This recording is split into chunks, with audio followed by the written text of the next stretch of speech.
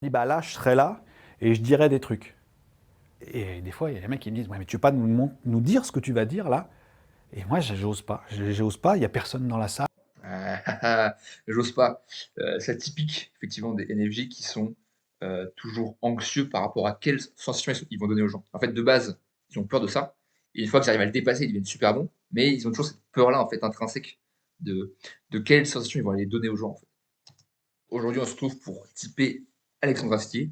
Ça va être intéressant. Je pense que, alors là, comme ça, au pif, je dirais INFP ou INFJ. J'hésite un peu entre les deux. On va voir. Marie-Christine qui travaille ici, qui est la Ouais, je sais pas vice-présidente. si ce sera la meilleure d'avou parce qu'elle est quand même vachement focus sur les espaces machin, peut-être en prendre une autre plutôt. Il m'est même arrivé de dire, bon, je vais arrêter d'écrire sur un mec qui a des problèmes avec ses enfants. J'écrivais un truc, et puis je le regardais, puis je dis, merde, si, il a encore des problèmes avec ses enfants. C'est infernal.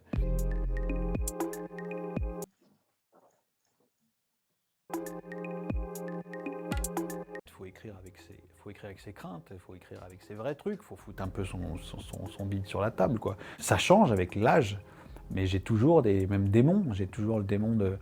La transmission, c'est un truc compliqué quand vous savez faire des trucs. Par exemple, moi, je me pose la question de l'académisme. Moi, j'ai appris la musique d'une manière hyper académique, de 6 ans à 20 ans, le conservatoire, le machin, voilà. Il se trouve que c'est un... Je dois à cet académisme ce que je sais aujourd'hui, et pourtant, je l'impose pas à mes enfants, parce que je le trouve poussiéreux aussi, je le trouve en retard, je trouve qu'ils ne profitent pas des choses modernes sur l'apprentissage, sur le goût, sur le plaisir, qui est... Intéressant. Donc là, en gros, il dit que lui, il a appris de manière académique, mais que euh, elle trouve que c'est pas efficace, quoi. Donc, enfin, c'est pas assez suffisamment bien, etc. C'est intéressant. Ça donne effectivement, a priori, pas un gardien, a priori. Ouais, effectivement, je pense qu'on reste sur le côté idéaliste. Euh, ouais, peut-être INFJ. INFJ de sage. On va continuer. Il faut voir si c'est bien un finisseur déjà. Et ouais, on va voir ça déjà. qui est indissociable pour moi de tout apprentissage artistique. Ben voilà, ben j'ai le cul entre deux chaises. Parce que je sais que l'académisme a une grande valeur, mais je trouve qu'il est mal transmis. Donc je patauge comme ça avec mes enfants. Bah, le transmis, c'est intéressant. En gros, il dit que, euh, enfin, il voit des choses, il voit comment c'est fait, etc. Et derrière, il se dit, non, mais ça c'est mal, il faudrait l'améliorer. Donc, il y a un côté très templier, potentiellement, effectivement, qui correspondrait avec l'INFJ. Toujours pareil, avec ce côté. Euh, L'INFJ, c'est Jésus, c'est le gars, il va créer des nouveaux systèmes de croyances, il va créer des nouvelles manières de voir le monde, des nouvelles manières de faire les choses. Il peut aussi être extrêmement créatif, mais ça prend du temps. On va continuer. Mais effectivement, ce côté-là de modifier le réel, c'est quand même très spécifique aux Templiers et aux artisans. Enfin, un peu spécifique à beaucoup, pas mal, à plusieurs catégories, mais en tout cas, ça colle effectivement avec ce côté-là d'être dans l'instant présent et de voir ce qu'il y a autour et de le changer. Avec mon idée de la transmission entre deux mondes qui se bagarrent depuis l'invention d'Internet, entre est-ce que c'est le savoir qui compte, est-ce que c'est la masse à savoir qui compte, est-ce que c'est la manière de le donner, est-ce que... Voilà, c'est un sujet qui va loin et on pourra en parler des heures, mais...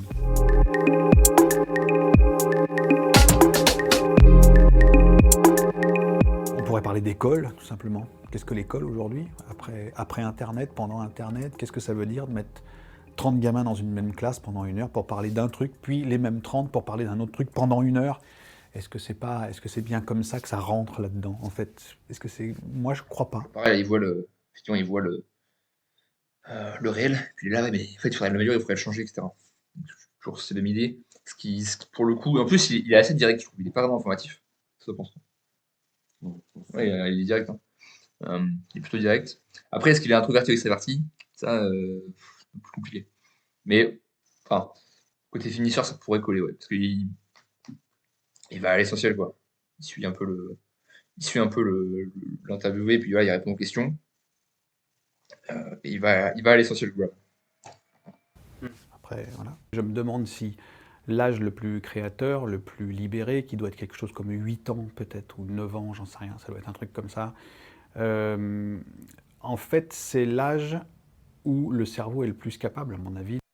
Il parle très peu de son passé. Il a parlé vite fait au début sur la musique, mais il n'est pas du tout focus sur le passé. Donc clairement pas un INFP ou un ENFP. Parce que bah, il serait beaucoup plus focus sur le passé en fait. Il serait sur lui raconter leurs histoires, etc. Là, pas du tout. Là, il est vraiment sur ce qui existe autour. Après, on verra une autre interview pour voir si c'est toujours pareil. Mais effectivement, pour l'instant, de ce que je vois, c'est plus ça. De digérer les informations. Il y a une espèce de boulimie d'informations. Chez certains enfants de 8-9 ans, il y a un truc, il faut tout comprendre, comment ça marche, il faut démonter les machins, les remonter, les trucs, et ça peut atteindre l'électronique, le ciel, la terre, le sous-sol, les dinosaures, les machins, ça n'a pas de fin. Bon, bah ça pour moi, c'est une vérité humaine. C'est-à-dire qu'on vient de ça. Cette hypertrophie du cerveau, elle donne le besoin de le nourrir. Et après, arrive une espèce de timidité, un complexe, en disant ouais, je peux pas tout savoir. Il va falloir que ça non, c'est trop tard. Ça c'est trop tard. Ça non, bon bah allez, je vais pas aller par là parce que ça a l'air d'être par là. Et ça encore, c'est une chance parce qu'il y a des fois des gens ils n'ont rien du tout.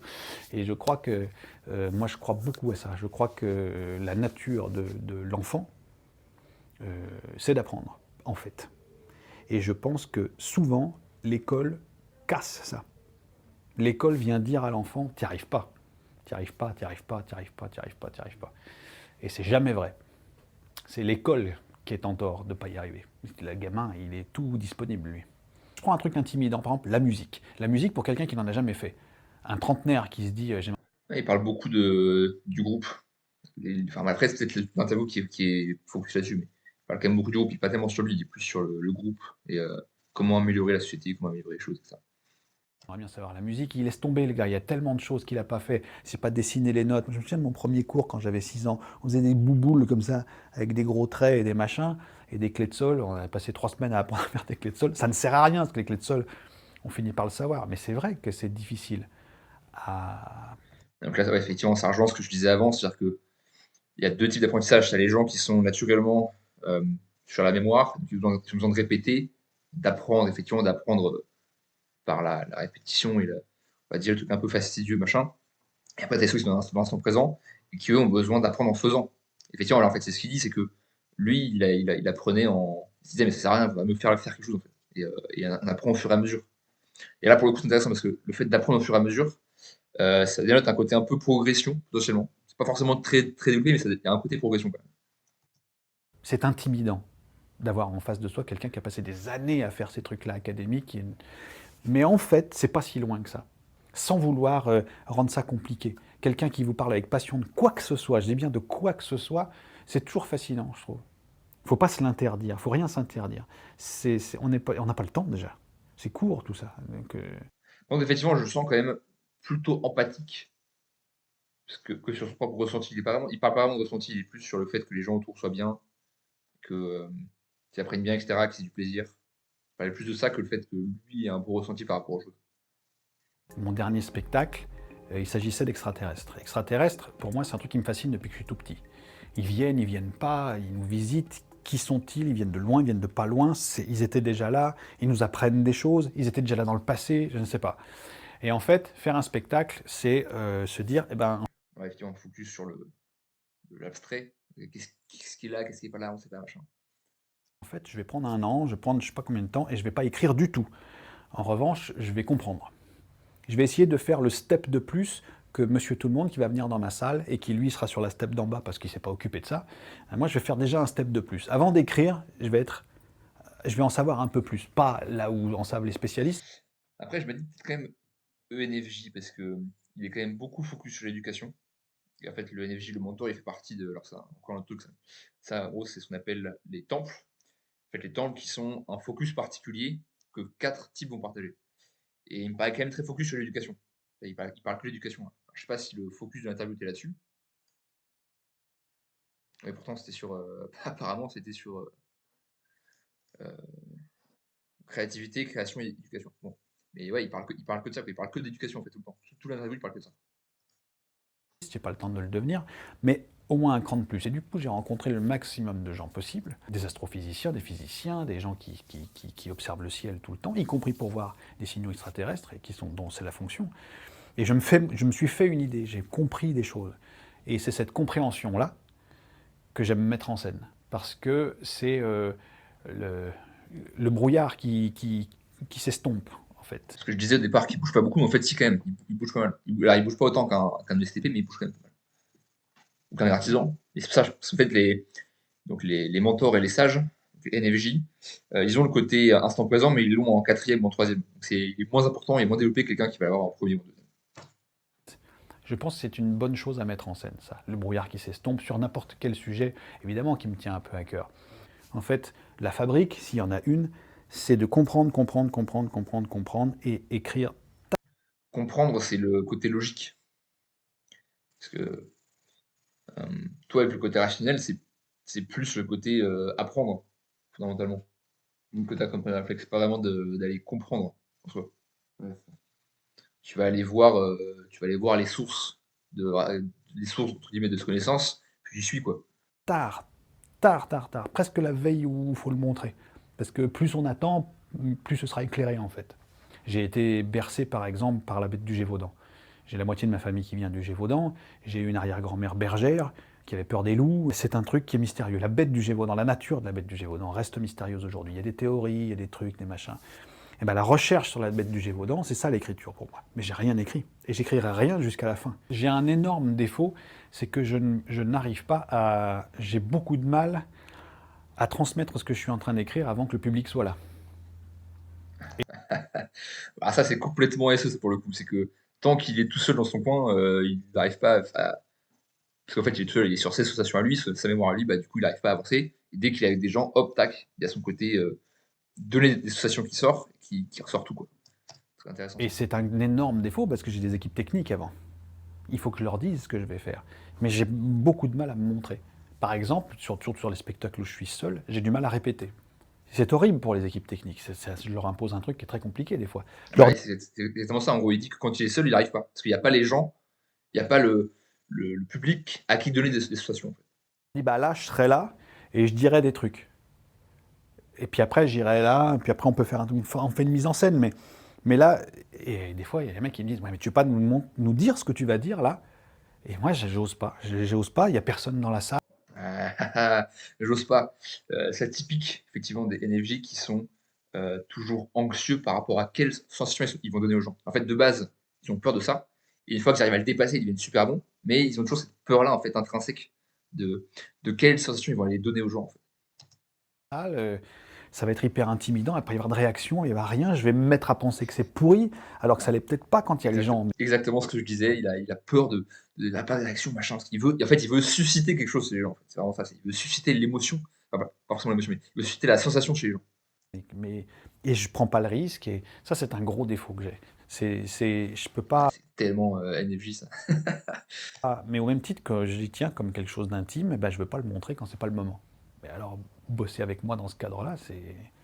Autant vous dire que j'ai intérêt d'être avec des gens sous. Déjà, j'ai beaucoup de problèmes avec les groupes. Je ne fais rien qui soit un truc de groupe. J'aime pas... Voilà, effectivement,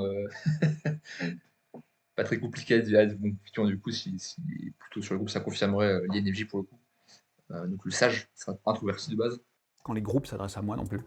Ça me stresse. J'ai envie de dire, nous représentons, machin, je comprends pas. Je comprends les individus, et je veux bien parler avec n'importe quel... Alors ça, pour le coup, c'est très intéressant. En fait, donc, effectivement, donc là, basé là-dessus, moi, il est clairement introverti, donc sage pour le coup. En fait, c'est parce que, donc il y a une autre caractéristique, enfin catégorie qui est comme ce qu'on appelle, donc c'est toujours pareil, les temples. Et en fait, que le temple de l'âme. En fait, le temple de l'âme, qu'est-ce qu'il fait? Il est focus sur l'âme des gens, sur la valeur intrinsèque des gens. Et bien, en fait, il a cette idée, c'est qu'il a besoin de voir la personne directement en face et d'être sur cette personne-là. Il n'arrive pas à avoir le groupe. Il n'arrive pas à avoir le système. L'individu de ses particularités, mais les groupes, je comprends pas ça. Alors la dernière des choses que je ferais, c'est d'écrire en collectif. Ça, je suis incapable de faire ça, quoi. Incapable. Et c'est marrant parce qu'une fois, j'étais avec Chabat, et je me rendais compte, je sortais d'une journée un peu compliquée où il y avait des gens qui n'étaient pas de mon métier, qui m'avaient dit, le script, là, à l'acte 2, il pourrait se passer, là, on comprend pas, là, machin, des trucs hyper invasifs, avec des termes techniques en plus, mal utilisés la plupart du temps, enfin un peu bizarres, parce que maintenant, tout le monde a fait un stage de showrunner, donc tout le monde pense qu'il sait tout faire. Et puis, dans la soirée, pour une autre raison, on s'appelle avec Chabat. Et je me souviens qu'on parlait de choses, on écrivait deux trucs, hein. Et ben, en fait, entre auteurs, on était hyper timide sur la chose de l'autre. Ah, intéressant ça. On disait... Je me disais, c'est marrant, mais si Chabat et moi, on parlait de ce script-là en particulier, il dirait un truc genre, même s'il trouvait un truc pas bien, il dirait, tu vois, là, quand je suis arrivé là, j'ai eu la sensation que, mais je peux me tromper, hein, tu sais, a priori, il me semble. Ouais, ce serait du coup, effectivement, ça confirme le côté empathique. Parce que quelqu'un qui serait sur son ressenti, il dirait non, mais ça marche pas, machin. Et donc là, effectivement, ça confirme le côté empathique. Du coup, effectivement, peut-être que Shabbat est aussi comme ça, INFJ serait possible. Mais en fait, on combine l'empathie, le fait de vouloir donner aux gens des bonnes émotions, et le fait d'avoir peur de quelles sensations on va donner aux gens. Et du coup, le fait d'être extrêmement précautionneux. Parce que moi, voilà, moi, je suis un guerrier, un ESTP. Euh, donner des sensations aux gens, pour moi, c'est normal. Donc, je fais comme ça, en fait, naturellement, j'ai pas besoin de réfléchir par rapport à ça, je le fais tout de suite. Je suis pas là, t'as peut-être éventuellement, machin, bien.